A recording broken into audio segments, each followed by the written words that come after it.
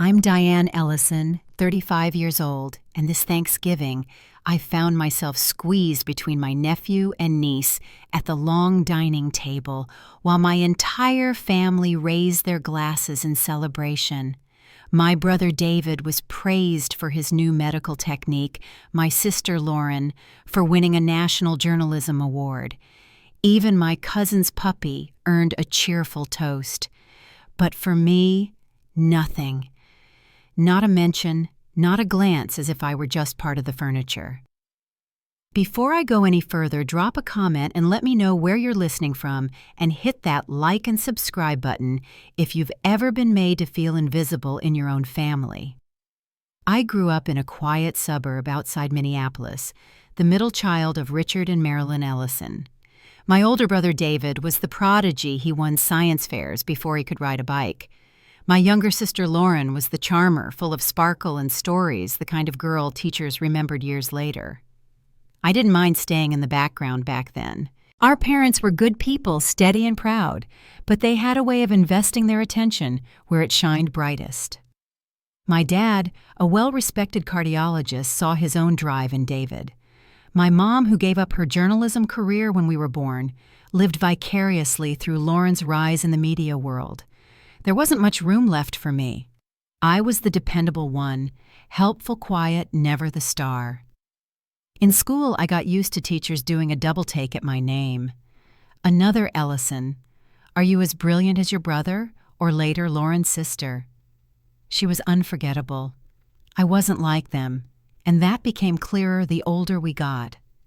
I earned a scholarship to study psychology at a university out of state, but when Dad had his first heart scare during my senior year, I turned it down and stayed close.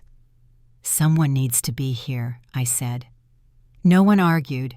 They just nodded as if it made sense that it would be me. David went on to med school, then a fellowship in New York. He married a stunning pediatric surgeon named Grace. Their kids Lily and Max seemed to win trophies just for breathing. Lauren chased stories around the world, war zones, Capitol Hill movie sets, and every holiday she arrived with gifts from faraway markets, dazzling the room with her stories. Meanwhile, I worked as a school counselor in a local high school. My students came from tough homes, some already lost to the system. But I stayed. I listened. I helped where I could. Last spring, a former student mentioned me in her college graduation speech. My parents didn't watch the video. It's just hard to get excited about that kind of work, Mom had said once, not unkindly. You know when your siblings are saving lives and shaping the world.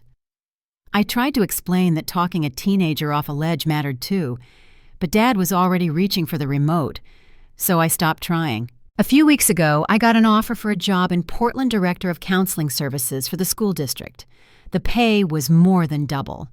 The position came with autonomy housing support and the chance to lead something that truly mattered to me. I didn't tell anyone. I wanted to, but I already knew how the conversation would go. This Thanksgiving was supposed to be my quiet exit. One last gathering, one final time to show up with fresh rolls and pies no one commented on. I arrived on time, helped in the kitchen, laughed when I was expected to, and tried not to feel it when they sat me with the children just to keep things settled. I planned to slip out after dessert and leave a short letter under my plate, a simple note saying I wouldn't be back next year, that I had somewhere else to be. But just as I reached for my coat, ready to walk out that door and into a new life, there was a knock. 3 firm raps at the front door. That knock. It changed everything. I had my hand on the doorknob when the knock came firm 3 times, like whoever stood on the other side wasn't planning to leave. For a second, I wondered if I'd imagined it. But then it came again louder. I turned back toward the dining room. No one else moved. They were still laughing, clearing plates, talking over each other like they always did. When I opened the door, there was a man I'd never seen before. Older, maybe in his 80s. He wore a dark wool coat neatly buttoned and held a large envelope in one hand and a small black and white photograph in the other. "Is this the Ellison residence?" he asked, voice soft but steady. "It is," I said. He glanced behind me, then looked back at my face. "And are you Diane Ellison?" "Yes." "I am." That's when he smiled. Not a polite smile, but something more like relief. "Then I've come to the right place. My name is Samuel Garrett. I was a dear friend of your grandmother's. She asked me to find you and give you this." He extended the envelope toward me, his hand shaking just slightly. Behind me, I heard movement. Chairs scraping footsteps crossing tile. My dad appeared first. "Who is it, Diane?" I stepped aside. "He says he knew Grandma Elaine." Samuel looked at my father and gave a small nod. "Richard Ellison." "You're Elaine's son." Dad nodded slowly. "That's right. She spoke of you often." My mother appeared next, her expression more curious than cautious. "What's this about?" "I'd be glad to explain," Samuel said, "but it's best if I come inside. Elaine left something important for Diane. She was very specific about the timing." The room fell quiet in a way I hadn't felt in years. Everyone followed us into the living room. Not just Mom and Dad, but David and Lauren, too. Grace sat with their kids on the edge of the couch. Even Aunt Carol, who usually avoided drama, joined the semicircle. I stayed near the fireplace, the envelope still in my hands. Samuel took the armchair across from me and set the photograph on his knee. "I apologize for interrupting your holiday. I've been trying to locate you for several months now." "Me?" I asked. "Why?" "Because your grandmother wanted you to have this. Only you." My dad leaned forward, brow furrowed. "You're telling us Elaine had this whole plan in place and none of us knew?" Samuel nodded. "She didn't want anyone else involved. Said it had to go directly to Diane." Dad shook his head confused. "My mother was a homemaker. She baked pies, gardened, kept everything in order. I don't understand what she could have possibly been hiding." Samuel picked up the photograph and held it toward the room. This was taken in 1965 at the Chicago Herald-Tribune. The photo showed 6 people around a typewriter. 4 men. One woman in the middle, dark curls, thoughtful eyes, leaning over a stack of papers. It was Grandma. Mom leaned forward, adjusting her glasses. "That can't be right." Samuel smiled faintly. "Your mother wasn't just a homemaker. She was a journalist. A good one. She wrote under the name Yell Montgomery. You might have read some of her work." Lauren's voice cracked slightly. "Wait, the Yell Montgomery, who wrote the series on school funding discrimination in the 70s that was required reading in my journalism program." Samuel nodded. "That's her." Elaine kept that part of her life quiet for a reason, but her work had real reach. Civil rights coverage, educational reform. She stayed active for decades, wrote under a pen name to protect her family and herself. I didn't say anything. I just stared at the envelope. "She always said Diane reminded her of herself," Samuel added gently. "Same quiet resolve, same way of noticing what others miss." That part landed differently. My brother shifted in his seat. "Grandma never said a word. Not once." "No," Samuel said. "She wouldn't. That was the deal she made with herself to keep her roles separate. She wrote during the school day, sometimes late at night. Your father only ever saw one version of her. That's how she wanted it. I felt every eye in the room settle on me. "May I asked, lifting the flap of the envelope. Samuel nodded once. "It's yours to open. Whether you read it aloud is up to you. But that letter is meant for you and you alone." I pulled out several pages handwritten in a familiar script, delicate loops, steady lines. My grandmother's handwriting, the same I remembered from birthday cards and recipe notes.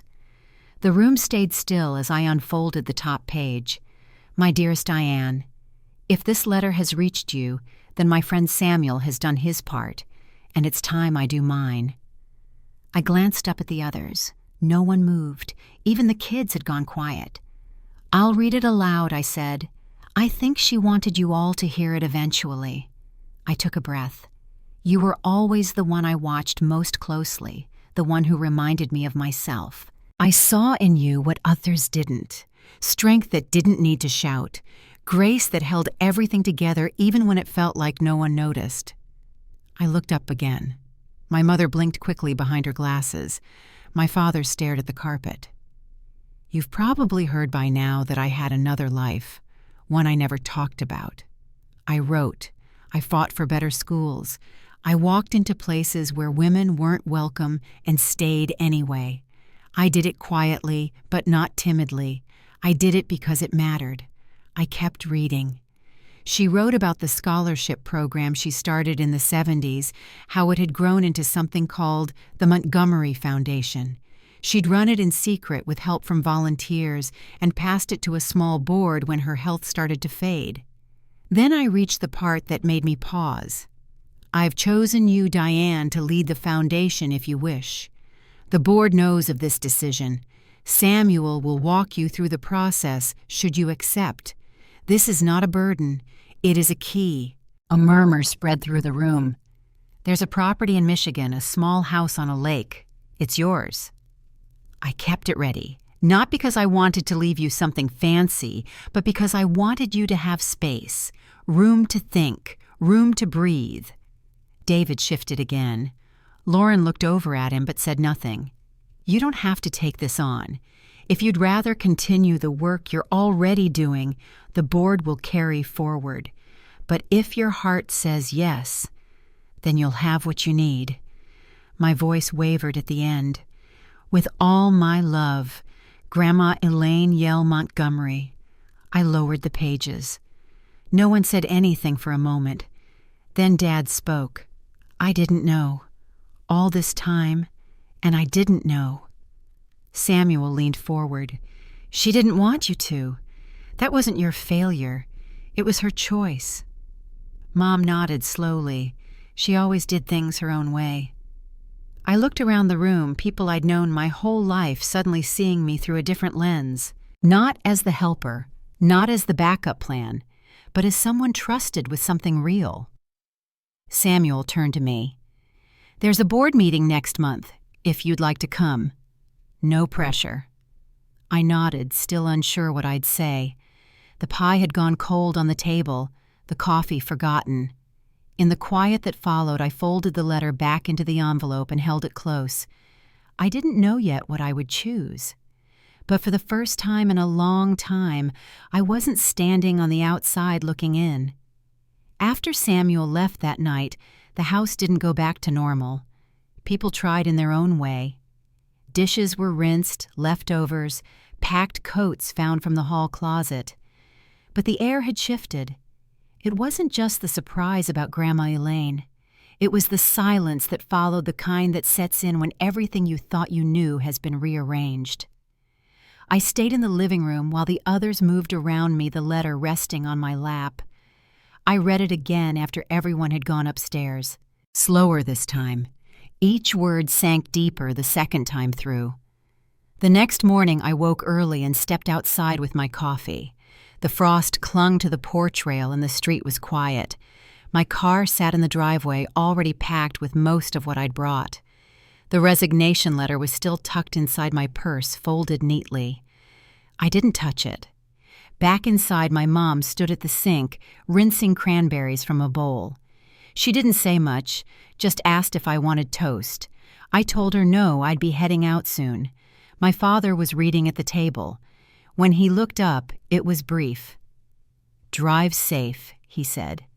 I nodded, but I didn't answer. It took me nearly 6 hours to get home. I didn't play music. I didn't make any calls. I just let the road stretch out in front of me while the letter replayed in my head. That night I sat at my kitchen table and opened the folder Samuel had given me. Inside were details, financial statements, board contacts, a mission timeline, a breakdown of recent grants. There were letters from board members expressing support for my possible appointment. Everything had been prepared. My name had been penciled into the future long before I'd even heard of the foundation. 3 days passed. On the 4th, my phone rang. It was David. "Hey, just wanted to check in," he said. "That whole thing, it was a lot." I waited. If you need help going over any of those papers, the board stuff, legal language, whatever, I've got some time this weekend. I've got it covered, I said. All right. Just thought I'd offer. We didn't talk long. The next day, Lauren called. That letter from Grandma. It's incredible, she said. And you being her successor, it makes sense now, but I never would have guessed. There was a pause. Then I've been thinking about weaving the story into my next book. It fits with some of the other family legacy themes I've been working on. Only if you're open to it, of course. I'm going to hold on to it for now, I said. It's still fresh. I get that. Just say the word if you change your mind. She meant well. Maybe they both did. But it was new being noticed like this. It didn't feel comfortable yet. What surprised me most was the call from Dad. He asked if I wanted to meet for coffee. We picked a small diner off the highway, the kind of place with formica counters and quiet booths. We sat across from each other and ordered the same things we always did: black coffee, scrambled eggs, dry toast. I've been thinking about the letter he said, about Grandma. I let him speak. I guess I always thought I knew who she was, and maybe I didn't see her fully, just like... He trailed off and looked toward the window. Just like what I asked. Just like I might not have seen you fully either. We sat for a while. He asked about my job, not just the usual questions, but the kind where you could tell someone was actually listening. I told him about the kids who came through my office, about the ones who didn't trust anyone but slowly started to. I told him about the small wins that kept me going. He didn't compare it to a surgery. He didn't bring up David once. He just nodded. You help people, he said, and that matters. The following week, I drove out to the lake house. It sat on 3 wooded acres tucked behind a curved gravel drive. The lake was still ringed with bare trees and a single dock stretching into the cold water. The house was simple, warm, craftsman style with wide windows and cedar siding, the kind of place that had been built to be lived in, not just looked at. Inside, the air smelled faintly of cedar and old books. Everything was clean quiet. In the study, I found a leather-bound journal on the desk, a note clipped to the front in Grandma's handwriting. For Diane, when the time comes to write your own story. There were shelves of press clippings, photographs, typewritten pages with red ink edits. I found her press badge from 1974 tucked inside a frame with a note that read, Detroit Education Reform Rally. It was a whole world I'd never known. And then there were files on me, my articles, my research work, even a local news feature about the mentorship program I'd helped launch.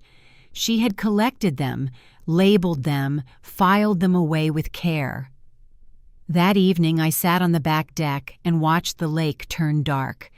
I didn't need to decide everything yet, but the longer I sat there, the clearer it became. This place didn't feel like an escape. It felt like a beginning. The Foundation's mission to support students who had been overlooked mirrored what I'd been doing all along. Only now I wouldn't be doing it alone.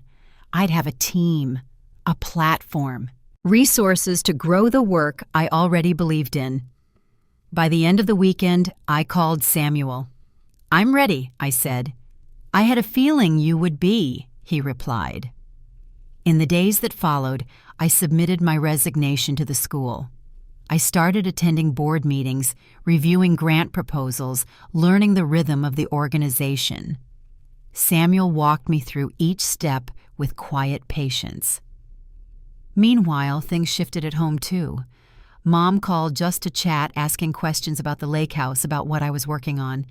Dad offered to help me move. Lauren sent a note, a short one, saying she'd been reading Grandma's articles and could see where the style and drive had landed. Even David made an effort. He sent a book recommendation. Said it reminded him of what I was building. I didn't expect any of it. And maybe that was why it stayed with me. 6 months later, I hosted my first board meeting at the lake house. We launched a new initiative, a scholarship specifically for students interested in counseling and youth services. The board approved it unanimously. That night, after everyone had left, I sat on the dock again. The air was warmer now. The lake rippled gently under the moonlight. It felt quiet, not the silence of being ignored, but the stillness that follows when you know exactly where you're meant to be. By early spring, I'd settled into a quiet rhythm at the lake house. The morning started with coffee on the porch, the fog lifting off the water like a slow breath. Afternoons were filled with planning sessions, grant reviews, and meetings with the foundation's staff. It was work I already understood, the same mission I'd followed for years, only now I had the reach to make it bigger. One Friday afternoon, I found myself walking through the old storage room off the study. Most of the boxes were labeled in Grandma Elaine's neat script: tax records, press archives, personal notes. One box near the bottom was different. Just my name, nothing else. Inside were small things. A program from my high school graduation. The article I wrote in college about grief counseling. A printed copy of my school's district newsletter, where I'd been quoted in a piece about trauma-informed classrooms. She'd kept them, quietly, without show. But they were here. I sat on the floor for a long time, the box open in my lap. Not everything needed to be said out loud. Some things were just known. That night, I read her journal again, the one she'd left on the desk. Most of it was handwritten entries, some reflections, some ideas she never published. One entry from 1981 stood out. Sometimes the cost of being visible is too high, so we shrink. We quiet ourselves to survive. But survival is not the same as being alive, and we pass these habits down without meaning to. The next morning, I opened a blank document and began writing out what I wanted the Foundation's next 5 years to look like. A new mentorship arm, expanded resources for school counselors, community partnerships in underserved areas. By the time the sun set, I had pages of notes and a plan that felt solid. The board reviewed it at our next virtual meeting. There was discussion, a few concerns, but the vote was unanimous. They trusted me to lead it forward. Later that week, I drove into town to pick up supplies. At the register, a young woman behind me in line tapped my shoulder. "Are you Diane Ellison?" "Yes. I just wanted to say thank you. My younger sister got one of your new scholarships. She hasn't stopped talking about it." I smiled, surprised. "That's wonderful to hear. What's her name, Jenna? She's been through a lot, but she's good at school. People didn't always notice. Until now." I nodded. "I understand." That evening back at the house, I sat on the dock and thought about the things that stay hidden, and how sometimes they only start to matter when someone takes the time to notice. A few days later, my dad called. He'd been sorting through some of Grandma's old papers and found a few photographs he thought I might want. We met at a diner halfway between our houses. He slid an envelope across the table. "There's one of you at age 7 holding a library book like it was a trophy," he said. She wrote something on the back. I turned it over. In faint ink were the words, "She leads with heart, just like me." Dad sat back in the booth, his coffee cooling. "I think I missed a lot," he said. "I think we all did," I replied. The conversation drifted after that gentle unforced. He asked about the scholarship applications. I told him about one student in Oregon who wanted to become a school psychologist after growing up in foster care. "It's not always about grades," I said. "Sometimes it's about grit." He nodded. "Your grandmother used to say that too." Back at the lake house, I added a new section to the Foundation's mission statement, focused on outreach to students who'd been dismissed or doubted. It felt right. Later that month, Lauren sent me an email, short and thoughtful. "I've been rereading some of Grandma's work. You remind me of her not in the way you speak, but in the way you see things." It was the kindest message I'd ever received from her. That weekend, I hosted a small luncheon for local school counselors. Nothing big, just 12 people, some sandwiches, a presentation. During the Q&A, one woman stood up. "I've worked in education for 20 years. I can't tell you how rare it is to have someone at the top who's actually done the work on the ground." I thanked her quietly. After everyone left, I stayed behind to reset the chairs. Samuel arrived just before sunset. "You look settled," he said, stepping onto the porch. "I feel settled," I told him. He handed me a folder with updates from the board. Then he paused, watching the lake. "Elaine used to sit right here after long days," he said. "She never said much, but you could tell she was proud of what she'd built. She just didn't always know how to share it." We sat a while without speaking. The sun dropped behind the trees. The water turned gold, then gray. "She wanted you to have all this," he added. "I know. She didn't want you to run from the past," he said. "She wanted you to grow past it." The dock creaked under our feet as we stood to head back inside. I could hear a loon calling across the lake, low, steady, almost like a question. Inside, the lights from the kitchen spilled into the hallway. On the wall, I'd started hanging new photographs, some of Grandma's, some of mine.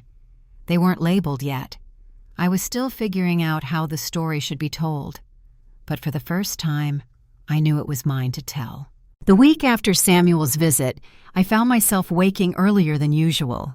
No alarm, just a quiet urgency that pulled me up before the sun broke over the lake. By 6:30, I was already at the dining table laptop, open coffee in hand. I'd been working on a new scholarship track, one designed for students interested in counseling social work and youth mental health. The board had given early approval, and now it was time to shape the details. By mid-morning, I needed a break. I stepped outside and walked the perimeter of the property.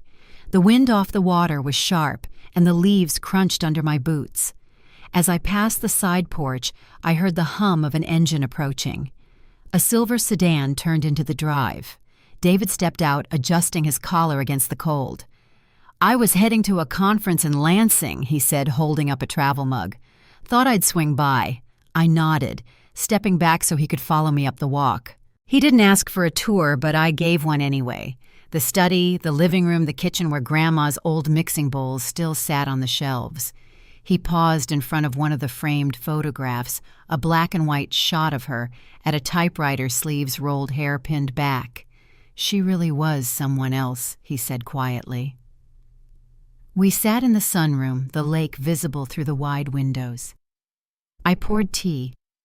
David glanced at the stack of folders on the side table. "You've done a lot here. There's more to come," I said. He leaned forward, elbows on his knees. "I was thinking, if you ever need someone with a medical background for one of the youth wellness grants or mental health projects, let me know. I'd like to contribute." It wasn't an apology, but it was something. That weekend, I drafted the first public newsletter under my name as Foundation Director. I included updates on programs, a spotlight on a scholarship recipient, and a short message about our mission to recognize and uplift students who often go unseen. I sent a copy to Samuel first. He replied within the hour. Beautifully said. She'd be proud.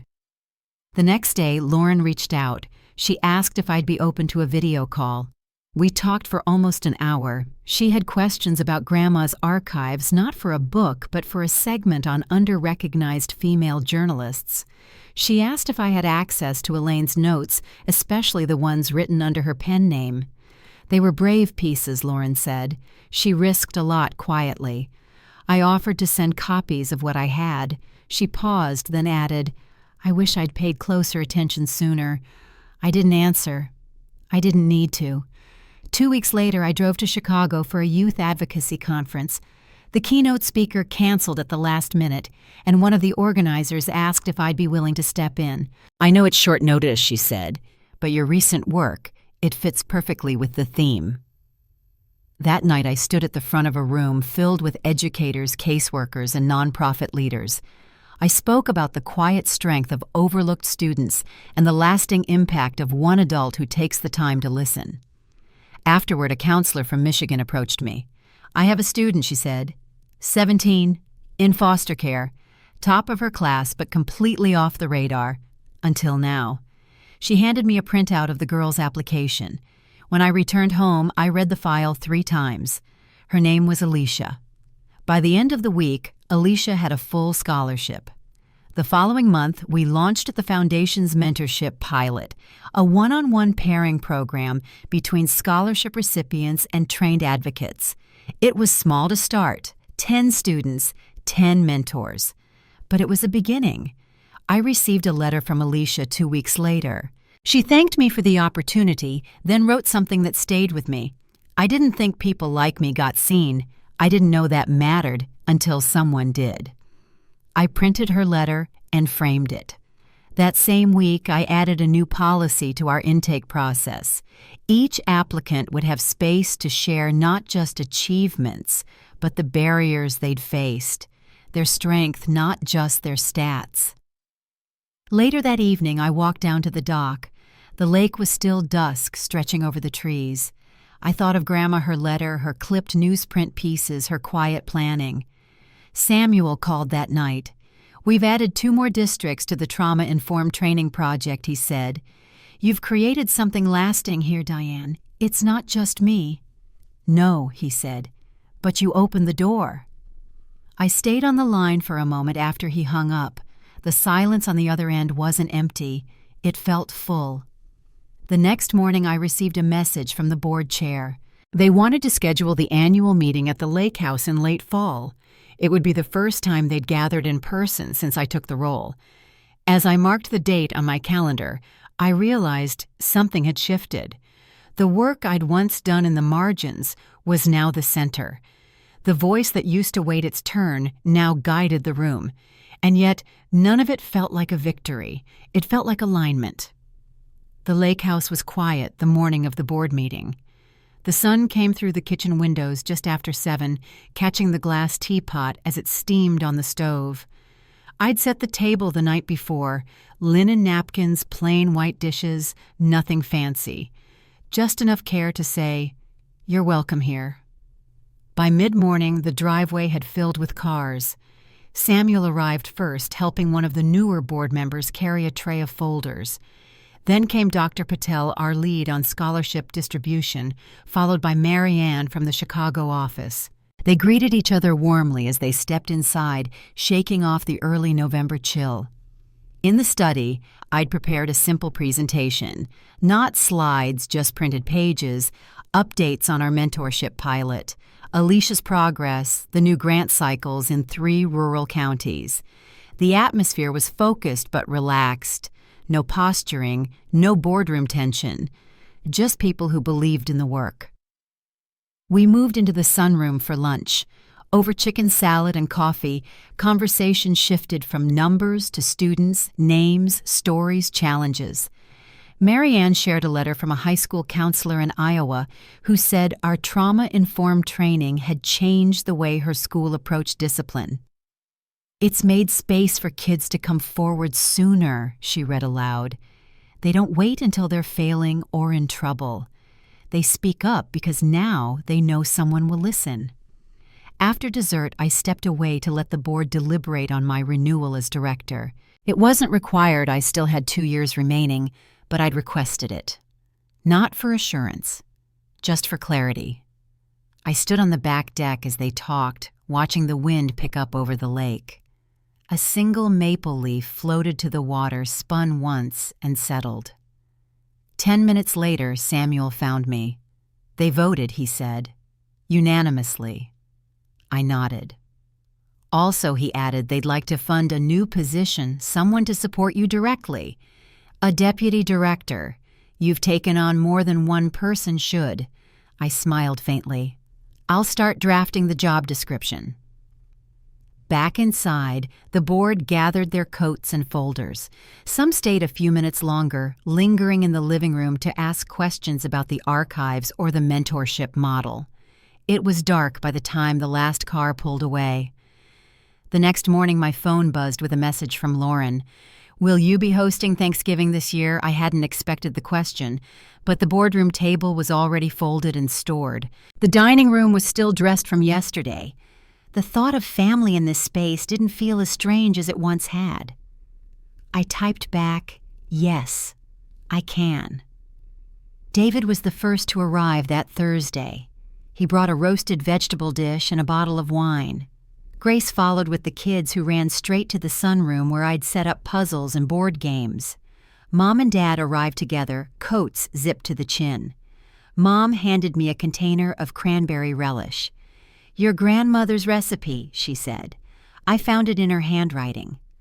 Lauren came last, her arms full of grocery bags and a printed place card that read, "Alicia." "She's coming?" I asked. Lauren nodded. "She's outside. I gave her a ride. Said she didn't want to come empty-handed, so she made sweet potato biscuits." I walked out to the porch and found Alicia standing with a foil-wrapped tray in her hands. "Hi," she said quietly. "I'm glad you're here." The dining room filled slowly, laughter from the kids in the hall, dishes being passed back and forth.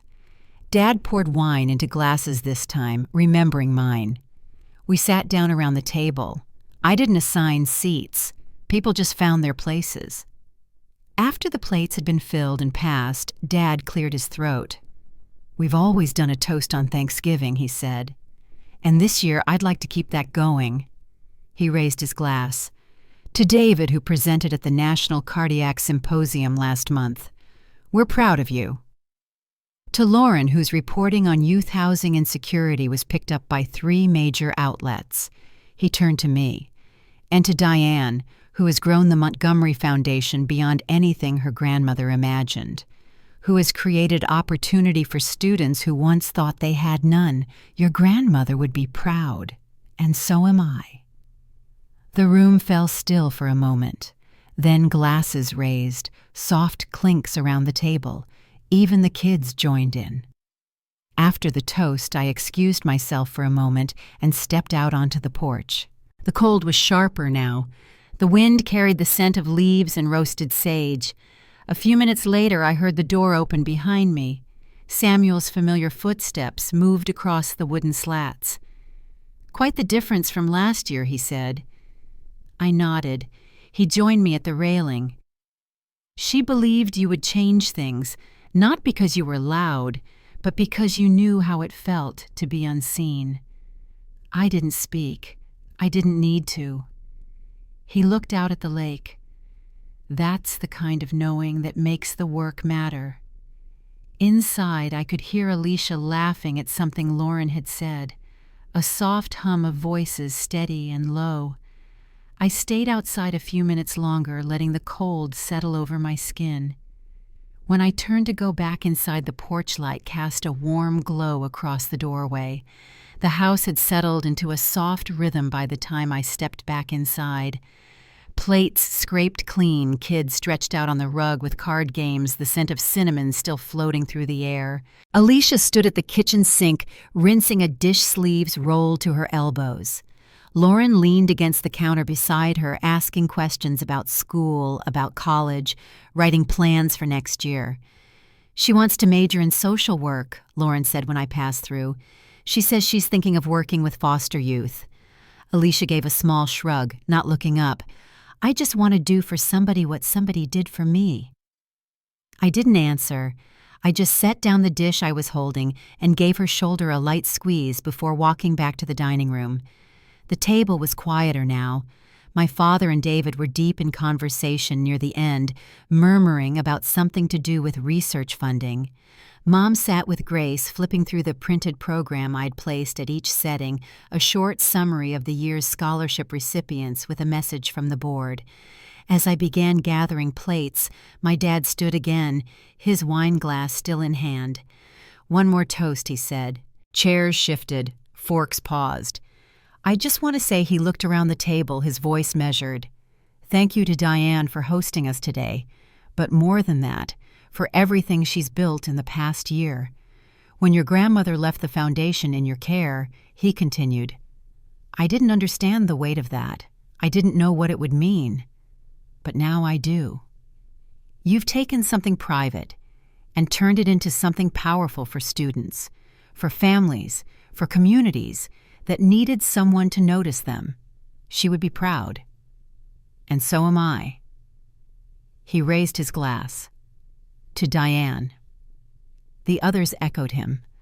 A slow ripple of glass clinking down the length of the table. I nodded in thanks, my throat too tight to speak. After dessert, Alicia stepped out onto the porch to take a call. I followed a few minutes later with a small box wrapped in craft paper. "I wanted you to have this," I said. She opened it slowly. Inside was a soft, leather-bound notebook and a note tucked beneath it. "For your story when you're ready to tell it." She held it for a moment, then nodded. "I think I might be." Back inside, people began collecting coats. The late November sun had already disappeared behind the trees. Grace hugged me at the door. "This was exactly what we needed," she said. "Thank you." David patted my arm. "Let me know if you need help with that internship pipeline we talked about." I meant it. Lauren lingered last, waiting while the others loaded the car. She looked around the room, then back at me. "You made this house feel like something new," she said. "Like it belongs to you now." I nodded. When the door finally closed behind them, the house was still. I moved slowly through the rooms, collecting glasses, folding napkins, turning off lights. I paused in the study before switching off the lamp. The framed photograph of Grandma Elaine seated at her typewriter, her expression calm and certain, caught the last glow of the evening. Beside it, I'd placed the first frame newsletter from my directorship, the one with Alicia's quote, "I didn't know it mattered to be seen." Until someone did. Later, I walked down to the dock with a blanket draped over my shoulders. The sky was clear, the stars sharp and wide. A crunch of gravel behind me announced footsteps. "Samuel, I figured you might be out here," he said. He lowered himself onto the bench beside me, careful and slow. "The meeting went well," I told him. The family left full and smiling. He looked out across the water. "She'd be proud, you know. Not just of what you've done, but how you did it. Quietly, steadily, without changing who you are." We sat in silence for a while. "The board wants to expand next year," I said finally. "We've got enough to start a rural initiative. Maybe something for mobile trauma services." He nodded. "Sounds like the beginning of something even bigger." I glanced back toward the house, golden in the dark. "It feels like home now," I said. "You've made it so," he replied. The stars reflected in the water like pinpricks of warmth. "Samuel," I asked, "do you think I should tell the students more about the Foundation's story, about how it started and what it meant to her? I think they'd understand it better than anyone," he said, "especially the ones who felt forgotten." I nodded. We stayed there a few minutes longer before heading back toward the porch light. The path ahead felt clear, not simple, but solid. Spring returned to the lake house slowly. By mid-March, the ice had pulled away from the shore. Songbirds had come back, and the first purple crocuses poked through patches of soft earth along the walk. I opened the windows most mornings, letting the air move through the house fresh and still laced with chill. Inside, the work continued. The scholarship program had grown. We'd added mental health stipends and launched a new partnership with 2 community colleges. Alicia started mentoring a younger student in the same program that had once helped her, and last month she'd been accepted into her first-choice university. She called me after the letter arrived. I could hear the smile in her voice before she even said a word. "I didn't think this kind of life was for people like me," she said. "I used to think that too," I told her.